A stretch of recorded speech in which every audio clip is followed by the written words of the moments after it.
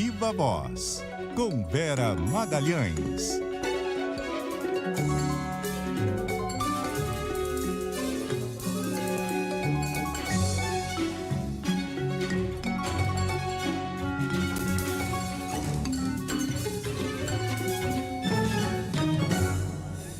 E aí, Vera?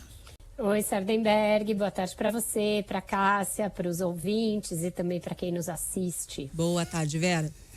Ô, Vera, bom, o assunto é a pesquisa Quest, Vera.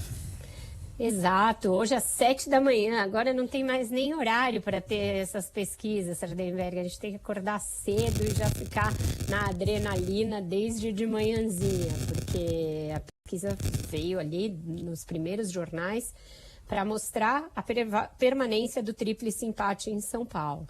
Então, a gente continua com ali o triplo empate entre Ricardo Nunes, que apareceu com 24%, Guilherme Boulos com 23% e Pablo Marçal com 20%.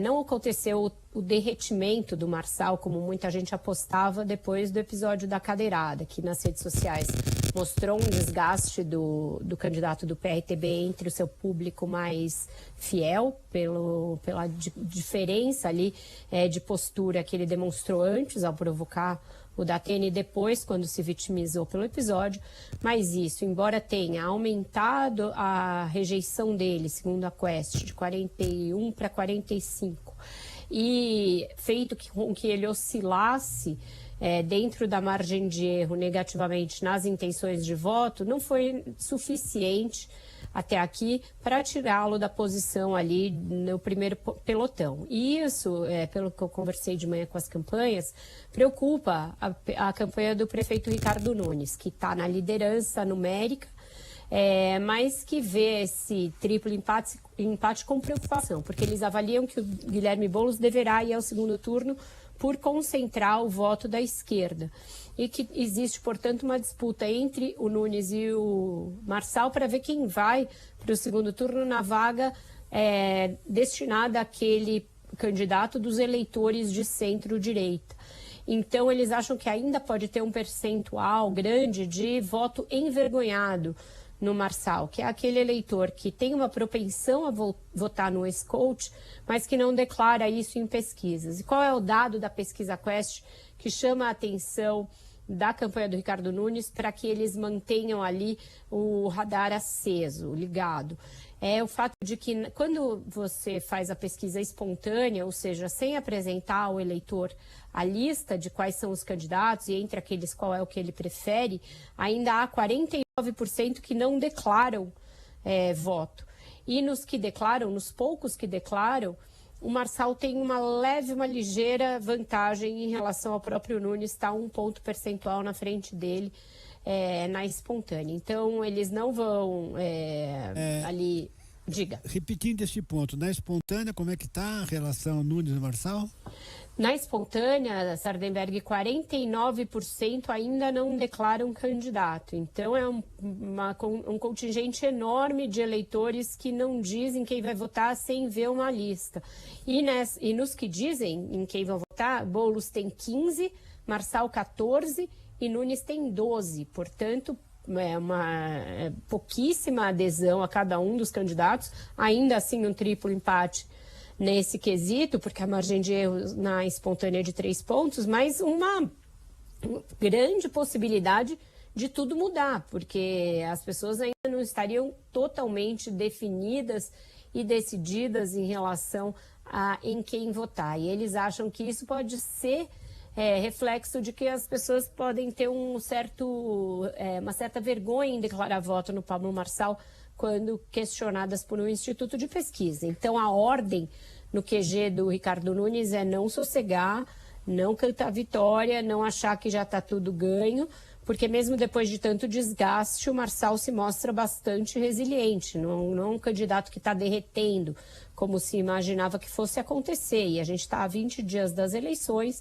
A ordem, então, portanto, para eles é reforçar a presença do governador Tarcísio de Freitas na campanha. Ele deverá aparecer mais ainda na propaganda eleitoral e vai fazer agendas de rua, em comícios, caminhadas, carreatas, ao lado do Ricardo Nunes, reforçando essa estratégia que eles acham que foi a mais bem sucedida até aqui para estancar aquela erosão que ele apresentou em meados de agosto, chegou a cair para 19%. E para revitalizar a campanha dele depois da entrada no início da TV. Então, o Tarcísio continua sendo o principal trunfo da campanha do Ricardo Nunes. Agora, deixa eu te falar uma coisa. Quando a gente olha para a pesquisa do segundo turno, o Nunes leva contra os dois candidatos, né? E até com relativa margem, uma alta margem, né? Isso não é um indicador de que ele tem uma posição mais favorecida?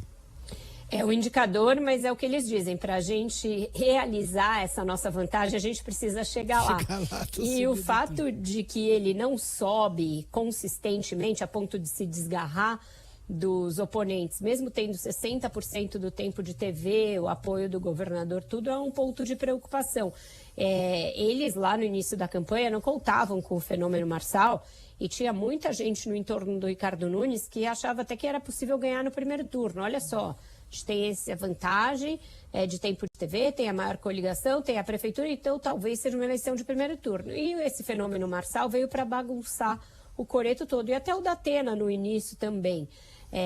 Então eles estão praticamente tendo de reconstruir a estratégia para mostrar que o prefeito é essa bola de segurança para quem não quer, por exemplo, a vitória do Guilherme Boulos, para quem tem uma rejeição maior ao Boulos, e o Boulos segue com uma rejeição alta, mais alta até que o Marçal. Então esse discurso de reforço de ele é o mais capaz de vencer no segundo turno, ele vai se manter a principal chave discursiva da campanha do Nunes, e feita principalmente pelo Tarcísio, mas eles acham que tem aí primeiro que cruzar um Rubicão, que é a saída ao segundo turno, para a qual o grande obstáculo hoje é a resiliência do Pablo Marçal. Exatamente, a disputa... Diga, Cássio. Não, eu ia só passar para o nosso outro tema com a Vera, porque a Vera também participou hoje, novamente, aqui, de sabatinas com os candidatos à Prefeitura de São Paulo. Participou da que foi feita com o Nunes no começo da semana, na segunda-feira, Ricardo Nunes, e hoje foi o dia de José Luiz da Atena, né, Vera? Pois é, ele chegou até a CBN muito preocupado em que a sabatina fosse girar única e exclusivamente em torno da história da cadeirada, né? Que não pretendia mais falar tanto desse assunto. De fato, ela dominou a primeira rodada de perguntas. Ele tem aí uma ambivalência inegável em relação a esse assunto, porque ele se diz arrependido, diz que errou, diz que é um episódio lamentável, mas sempre dá um jeito de justificar, dizendo que aprendeu a defender a própria honra, defender a honra da família, etc. Então fica uma coisa bem ambivalente. Diga. E na propaganda eleitoral está usando isso. A gente também perguntou a respeito disso. Na propaganda eleitoral é claro que ele está usando a cadeirada, né? Ele diz que não é exatamente se justificando, mas que é uma forma até dele pedir desculpas ali, prestar contas ao eleitor. Aí ele fala, eu nunca mais vou fazer isso. Ele fala, não me arrependo e faria de novo. Ele chegou a falar essas duas frases que são opostas no curso de uma sabatina de 1 hora. E diz que vai processar o Pablo Marçal na justiça, que vai fazer tudo possível para reaver aí a honra dele que foi atacada. A gente perguntou a respeito da denúncia de assédio sexual e ele negou novamente que tenha praticado esse ato, repudiou violência contra as mulheres, disse que muita gente no Brasil pode ter combatido a violência contra mulheres como ele, mas não mais do que ele.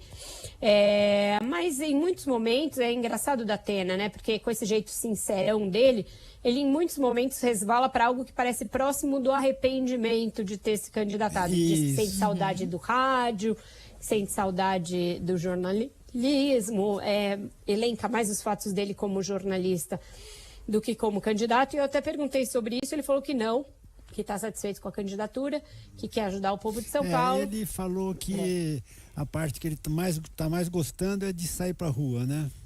Ou seja, fazer reportagem.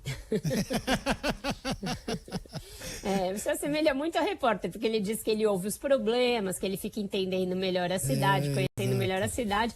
Aí ele admitiu que com 10% a chance dele ir ao segundo turno é menor do que já foi, mas evitou falar quem ele apoiaria, por exemplo, num caso de segundo turno entre os demais oponentes. Depois do debate, depois do debate, ele foi entrevistado aqui pela Marcela Lorenzetto e ele declarou que não vai apoiar ninguém, não. Que ele gosta muito da Tabata, gosta muito do Boulos, mas que não vai apoiar ninguém no segundo turno. Não mencionou o Nunes. Veja que é uma coisa que é rara qualquer candidato querer falar nesse assunto. Então, ao já topar falar desse assunto, ele já está dando a entender que não acredita muito nas chances de ir ao segundo turno, né? Agora, só para terminar, Vera, a nossa ouvinte aqui, Eliane Lordelo, ela mandou a mensagem dizendo assim: a cadeira é melhor que os dois candidatos. É o ouvinte que está dizendo. Fique claro. Ele fez brincadeira com isso também. A gente tomou um café ali na sala antes da entrevista. Ele falou: essa cadeira aqui é pesada e tal. Ele sabe, ele falou: não tem jeito, esse vai ser o fato que vai ficar dessa eleição, por muitos anos ainda vai ficar demonstrando um certo pesar, mas é isso, em muitos momentos também justifica. Então, deu uma até postura na imprensa ambígua. Internacional, né? Exatamente. Quer saber, ó? Vera, obrigado, Vera. E depois a gente precisa falar também das outras pessoas. Amanhã sai a Datafolha, né? A gente não tem um dia de paz no jornalismo brasileiro. Amanhã já sai tem a outra Datafolha, pesquisa. mas sai à tarde. Vai ficar só pro Viva Voz da tarde, né? Mas eu prometo falar com você na sexta-feira sobre isso, sabe? Tá combinado. Então. Combinado? Vera, obrigado, Vera. Tá pertinho da eleição, né? Hoje é dia 18, né? Temos o quê? Quase nada, né? Nossa, pra mim parece um ano ainda. Que é debate, sabatina, debate, pesquisa toda hora. Pesquisa. Uma sucessão. Não acaba jamais. Verinha, obrigado, Verinha. Até. Tchau, gente. Até mais. Bom jornal pra vocês.